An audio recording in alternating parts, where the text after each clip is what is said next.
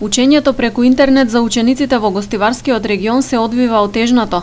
Дел од децата немаат компјутери и интернет дома, а не достигаат и целосно јасни насоки преку кои платформи да се спроведува наставата.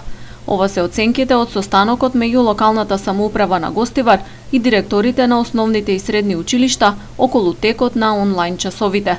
Вклученоста на децата во учење преку интернет не е задоволувачка.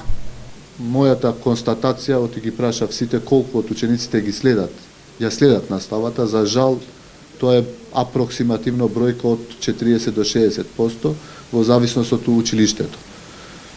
Тоа е огромен дефицит и огромна штета за децата кои што учат. Некои немаат материјални можности, други немаат лаптопови, трети немаат компјутери, некои немаат ниту интернет во своите куќи и ова е огромна пречка. Имаше дилеми околу тоа која платформа да се користи. Ние како општина веќе префериравме, иако и тоа е од Министерството дадено, Classroom и Zoom.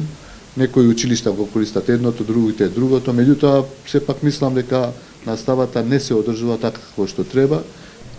Управите на гостиварските основни и средни училишта периодов ке прават напори што поголем дел од учениците да станат дел од онлайн наставата.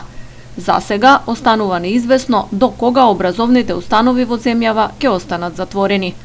Додека трае вонредната состојба, времето ќе се користи за извршување на планираните работи во училишните згради, а една недела пред да се проложи со настава, објектите ќе бидат целосно дезинфицирани, најавија од општината.